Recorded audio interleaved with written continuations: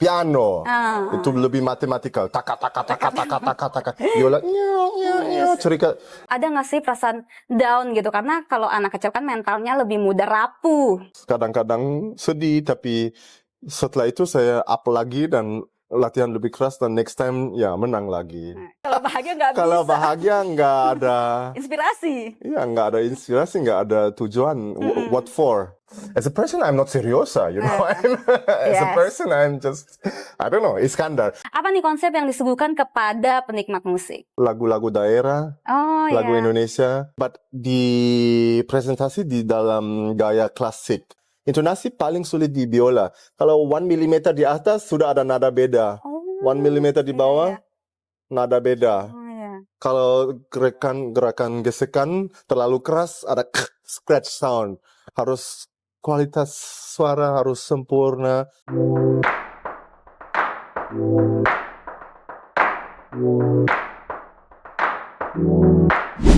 Hai Vivanians, Viva Akustik kali ini kedatangan violinis internasional yang akan segera menggelar konser di Jakarta 19 April 2025 mendatang. Dia adalah Iskandar Wijaya. Hai guys. Halo. Sebuah penghormatan untuk saya bisa wawancara langsung dengan Kak Iskandar. Thank you so much. Yes, aku pertama kali tahu Kak Iskandar syuting iklan ya? tahun 2016 lalu yang yang I only drink the best. Itu. Yes, I only drink the best. Pas banget ada cangkir ya. Sebenarnya aku nggak minum kopi. Baru ketahuan. Ini teh jahe, tahu nggak? Teh. Sehat sekali. Sehat Sudah sekali. Kira-kira umur 40 tahun. Minum yang sehat. Ya, I only drink teh yang sehat. Baru terungkap di 2025, ternyata nggak minum kopi. Oke, kita akan membahas nih tentang konsernya yang akan berlangsung 19 April ya, 2025. Tapi konser sebelumnya, klasik. aku penasaran sama awal kenapa Kak Iskandar bisa jatuh cinta dengan biola gitu. Yang aku tahu kan sejak usia 3 tahun. Benar. Saya masih ingat waktu pertama kali saya melihat alat biola di konser, saya masih 3 tahun Yes. di Jerman, dan ada beberapa anak yang main gitar, main piano, main biola, dan saya bilang ke ibu saya ingin belajar yang itu, biola. Mungkin karena kecil, seperti toy anak, bisa membawakan ke tempat lahir, ke tempat tidur, bukan tempat lahir. Tempat tidur. And it's a cute one. It's a cute small instrument. You can take it everywhere. So mungkin that's why. Iya, dan terasa dekat begitu ya. Yeah. It's similar to the human voice. Yeah. You know, the biola is an extension of my body. It's part of me. Berarti ada ikatan emosional seperti itu ya dengan biola. Nah, yang aku tahu juga kan latar belakang keluarga dari Kak Iskandar ini adalah seniman gitu ya. Yang aku tahu kakeknya Udin Wijaya, betul, yang terkenal di era Soekarno. Kemudian juga sang ibu yang aku tahu juga seorang pemain piano. Guru piano, betul. Iya. Ada Paman ada yang konduktor orkestra. Oh, benar-benar jiwa seni semua gitu ya. Tapi adakah penolakan gitu saat Kak Iskandar memilih I choose biola? Ya, kenapa ya? I don't know. I think anak-anak yang pilih biola lebih kaotik. Lebih suka kaos. Anak yang lebih struktur, lebih analitis, pilih piano. Itu lebih matematikal. Taka. Biola, cerita dongeng. Suka fairy tales. More fantasy, but more chaos. In my case, that's true. Very chaos. Look, my children room. Not bersih, very chaos, ada everything, berantakan, how you say? Berantakan. Yeah. That's why maybe I choose biola because my room is berantakan. Dan biola tuh lebih ekspresif saat betul. It's more emotional. Very sensitive. It's a very intimate instrument that can express yourself deeply. Berarti belajarnya cukup keras sampai di usia 11 tahun udah bisa masuk universitas begitu ya? Betul. Ya, tidak normal. Itu sebuah anugerah. Ya, tidak semua. Very, focus on only music, no fun, nggak ada seru. Waktu itu. Iya, saat itu. No, a little bit, but. Iya. Saya cukup keras, bahkan sehari itu belajar kan bisa 5 sampai 8 jam, betul Ya, ya? terlalu banyak menurut Terlalu saya. banyak. Sekarang saya juga ajar sedikit, saya bilang maksimal 2 jam. Karena udah jago, Nggak udah tahu. hebat. Tapi ibu saya juga bilang, jangan latihan terlalu banyak, karena waktu itu saya sangat obsesif. Harus sempurna semua teknik, dan sampai 8 jam, itu bukan sehat. Berarti Kak Iskandar ini sosok yang ambisius ya? Ambisius dan perfectionist. Oke. Ya. Tapi kan saat itu masih kecil, ada nggak sih perasaan down gitu? Karena kalau anak kecil kan mentalnya lebih mudah rapuh. Iya dong, kadang-kadang saya tidak menang mungkin kompetisi, dan saya tidak, sukses. Kadang-kadang sedih, tapi setelah itu saya up lagi dan latihan lebih keras, dan next time ya menang lagi. Bicara soal sedih nih, beberapa bulan lalu kan Kak Iskandar rilis lagu ciptanya sendiri, Lakremai. Betul. Gitu ya. Yeah. Itu ditulis liriknya ada 5 bahasa. Latin, Inggris, Prancis, Jerman, Indonesia. Indonesia juga. Oke. Itu bunyi seperti kesedihan, apalagi kalau bahasa Latin dari Lakremai artinya kan air mata. Betul. Nah, tentang apa tuh? Inspirasi dari mana? Inspirasi dari hidup. Sebenarnya iya, saya duduk di piano biasanya karena saya harus feel the chords, feel the harmony. And then saya tanya diri sendiri tentang pertanyaan besar tentang hidup. Apa ketakutan kita yang blokir kita? What is blocking us? How can we membebaskan dari ketakutan diri? How can we free ourselves from our own fears? And bagaimana Tuhan bisa membantu in this process? And kadang-kadang kita juga we have the doubt in God, or we are angry at life because of the destiny, and how can we navigate our life through all this struggle? So that's the song. That's why kita pilih lokasi Nusa Kambangan juga, karena itu penjara keras. Yeah. It's an island like seperti Alcatraz. Yeah. So this symbolizes, itu simbolism bagaimana bisa membebaskan dari penjara diri sendiri. Because fear can be a prison, right? Dan liriknya itu juga tentang doa begitu ya, dalam 5 bahasa tersebut ya. Jadi yang bisa membebaskan kita dari rasa takut itu adalah doa salah satunya, dan utama pastinya ya. Oke, nah kalau selain Lakremai gitu, ada nggak inspirasi di lagu yang lainnya? Kan aku pernah dengar nih ada tentang ayah begitu, kesedihan, rindu ayah. Nah, bagaimana? I mean, biasanya artis suka mencipta lagu waktu tidak bahagia. Iya. Kalau bahagia nggak bisa. Kalau bahagia nggak ada inspirasi. Iya, nggak ada inspirasi, nggak ada tujuan. What for? So biasanya masyarakat pikir artis tidak bahagia. Biar cari inspirasi dari hidup, atau ya kalau sakit hati ya bisa bikin lagu lebih indah, lebih indah. But waktu Lakremai saya actually sebenarnya bahagia, tapi saya masih cari. Dan kalau tanya diri sendiri very deep questions, everybody has their questions in life, right? We just have to look deep inside and ask ourselves, what is the reason for all of this? Why did I learn the violin? Why? What is the reason behind my music? Why do I do this? Why do I sit here, have a media? Is it about myself? Is it about me wanting to share with the world what I feel? Is it about the reason of life, why I make music? Because I want to make a connection with human? Maybe that's why. So we have to ask ourselves these questions. Otherwise, we just become autopilot. We just do things because it's biasa, and we do it every day the same. Kayak rutin. At some point, you play every day. Setiap hari latihan. You. Oh my God, this is going so deep now. I don't know why. Sorry. Let's go back to normal. Yeah. Okay, but that's why you ask yourself all these questions. Yeah. And then you write a song about it, and then you share it. That's the meaning behind it. Yeah. Dan warna musiknya cukup unik gitu ya, seriosa seperti itu ya Kak Iskandar? Yeah, people call me seriosa in Indonesia. I don't know, because I don't know. Yeah. Because I'm just myself, I cannot, nggak bisa menghapuskan bagian klasik dari jiwa saya, karena itu sudah lama saya latihan.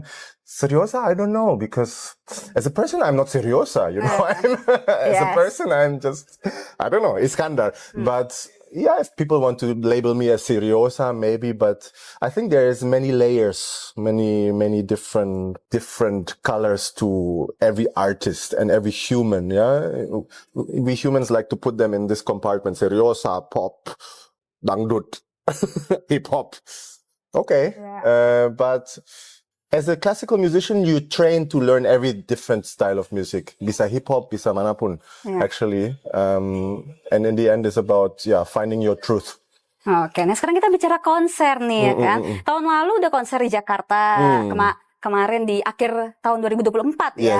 Dan sekarang kita akan melihat Kak Iskandar mendulang kesuksesannya lagi nih di The Classical Recital, betul. True. Nah, apa nih konsep yang disuguhkan kepada penikmat musik? Konsep itu lebih intim, lebih personal, karena hanya ada dua seniman, dua musisi di panggung. Only me and the pianist Stephanie Onggo Winoto yang hebat sekali. In this project, we will take the audience on a journey, through the different styles and the different times of music. Bagian pertama is a more sonata, classical, share the story. It's music that is very berkualitas, you know, this music. And the second part lebih ke lagu-lagu daerah, lagu Indonesia. Ada Bugong Jumpa, O Inani Keke, but dipresentasi di dalam gaya klasik. So it's a violin concerto dipesankan oleh Sultan Hamengkubuwono X dari Jogja, dan ide dari saya. Dan saya pertama kali perform itu di Yogyakarta sama Royal Orchestra Yogyakarta di Gedung Breksi. And saya juga senang main lagu itu di luar negeri. Memperkenalkan. Sebagai contoh, saya perform itu di Spanyol bulan akhir, Konserto Nusantara, lagu-lagu Indonesia untuk bisa mempromosikan budaya Indonesia ke luar negeri. Dan saya juga bangga dan atau ada perasaan spesial biar bisa mempresentasikan budaya Indonesia ke luar negeri, dan orang juga senang dan kasih tepuk tangan keras untuk budaya Indonesia. Mungkin karena musik klasik di luar negeri sangat standardized. Setiap solois main Bach, Beethoven, Brahms gitu. Tapi saya akan membawakan satu hal baru, you know? Why not? Bring some Indonesian music to the international scene and make them aware there's different kind of cultures, beautiful melodies, all these beautiful, oh, Inanike. You know, it's very touching, very personal, and if you present it in the style of a violin concerto, the standard classic barat, 3 movements, fast, slow, fast, cadenza, it's something new for the audiences, I think. Yang menarik adalah Kak Iskandar ini mau membanggakan Indonesia di luar negeri gitu, memperkenalkan musik-musik Indonesia, lagu-lagu tradisionalnya begitu ya. Apa sih yang mendorong Kak Iskandar ingin melakukan itu? Mungkin kalau orang-orang lain kan, ya udahlah tempat, walaupun berada di Indonesia belum tentu harus memperkenalkan. Aku lahir di Jerman. Aku belajar musik klasik dari umur 3, umur 11 sudah diterima kuliah University of Arts Berlin, and then at some point aku balik ke Indonesia sering visit kakek, visit keluarga di Ternate, Maluku.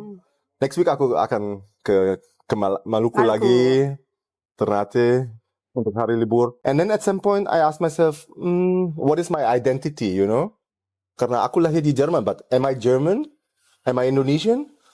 Dua-dua, yes and no. Aku sebenarnya campur dengan banyak, you know. Ada Arab. Iya, Arab, Cina, betul. Aku, So at some point, you ask yourself, what is your identity? What do you want to bring to the stage? And honestly, I'm profiting myself from it if I bring something personal from Indonesia. Itu mendukung juga saya, karena aku bisa membawakan satu hal unik, satu hal spesial. It's not biasa, itu bukan biasa di Jerman. Musisi Indonesia main lagu Indonesia di Jerman itu bukan biasa. Dan if the audience can accept that and can menikmati musik Indonesia, I benefit from it and everybody does. So. Dan lagu-lagu Indonesia itu punya melodi-melodi yang indah gitu ya, yang mungkin negara lain nggak punya, gitu. Hanya Indonesia yang punya. Nah tadi kan bicara kalau konser ini kan intim, berarti kan formatnya adalah musik kamar begitu ya. Jadi, chamber music, betul. Yes, bukan dimainkan dengan sekelompok pemusik tapi solo, lebih ke solo gitu. Dan biasanya pemain solo ini lebih teliti. Nah ada nggak sih kendala yang dihadapi oleh Kak Iskandar gitu untuk konser kali ini? Harus latihan dari basics dulu. Setiap hari harus scales, intonasi sempurna. Intonasi paling sulit di biola. Kalau 1 mm di atas sudah ada nada beda. 1 mm di bawah, nada beda. Kalau gerakan gesekan terlalu keras, ada scratch sound.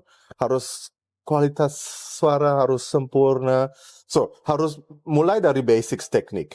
So, second step, harus pikir tentang emosi, tentang interpretasi, tentang yang individual. All these things is kesulitan dengan preparasi program itu. Dan juga, after itu, harus pikir gaya Mozart, beda dari gaya Beethoven, beda dari gaya Paganini. Each composer punya warna sendiri dan butuh interpretasi unik dan sendiri dengan style zaman itu. Dan second part, bagian Indonesia, lagu-lagu Indonesia, aku harus belajar dulu, harus dengan perasaan, dengan emosi, dengan filosofi. Banyak lagu-lagu Indonesia ada latar belakang spiritual loh. Oh iya. Harus mengerti dulu. What is the meaning behind this? What is the message behind this? Dan tadi kan ada disebutkan kolaborasi dengan Stefani. Itu kan juga orang Indonesia yang sudah go internasional ya. Pianis yang lulusan Royal College of Music, betul? Nah, selanjutnya nih, apakah nanti ada keinginan untuk kolaborasi dengan siapapun gitu yang belum terwujud? Saya baru ada mimpi baru. Karena ada satu pianis Korea bernama Iruma. Pianis Korea, dia mencipta lagu River Flows in You. Dan dia baru follow Instagram saya dan DM saya dan kasih like. Dan itu mimpi baru, dia bisa collab sama dia. Dan semoga konsernya tetap di Jakarta ya. Aku waktu itu lihat bercandanya Kak Iskandar dengan Bunda Korla. Oh itu ya, live yang betul. udah lama sih, lagu No Comment gitu ya. Apakah mungkin nanti akan genre dangdut gitu dimainkan? Oh boleh coba aja. Ya saya ketemu dia by chance on the street. Di jalan di Berlin. Langsung ada muncul Bunda Korla di Berlin, di jalan Berlin sama teman saya. Saya bilang hai, dia bilang hai. Mau IG live nggak? Ya boleh, oke. Oh itu spontan gitu ya? Spontan, ya. Nantinya di konser ini kita akan melihat perpaduan klasik barat begitu ya, dipadukan dengan melodi tradisional Indonesia begitu ya. Tapi selain itu ada nggak sih yang akan penonton dapatkan yang akan terkenang sama mereka, tidak mudah dilupakan? Musik klasik akan give you a quiet moment to relax and sit back and absorb the music and contemplasi. It's not about having fun or a big party. It's different. This program is really it's like a wellness program of music. You know what I mean? It's a balsam for the soul. It's something that can reflect and can linger on afterwards, and you have a memorable experience of something high quality that the people work for many years and present in this way. And it's like a gift to the audience, you know, it's like a gift because you prepare so hard, you practice all your life, and then you give this, and it's a special meditative moment, I think, classical music concert. Oke. Dan masa kita akan menanti banget nih ya konser tersebut. Jadi kalian jangan lupa datang ke konser Kak Iskandar. But it's also fun and it's also party. Yes, Yay! No. Dan sini kita akan melihat konserto nasional perdana Kak Iskandar ya. Ya kan, ini pertama dihadirkan gitu ya. Jadi kita pasti akan menantikan banget gitu. Terima kasih Kak Iskandar untuk waktunya. Thank you so much. So fun banget ngobrol sama Kak Iskandar. Dan jangan lupa saksikan konser Kak Iskandar tanggal 19 April 2025. Dan untuk Vivanians, sampai jumpa di Viva Akustik selanjutnya. Bye-bye. Bye.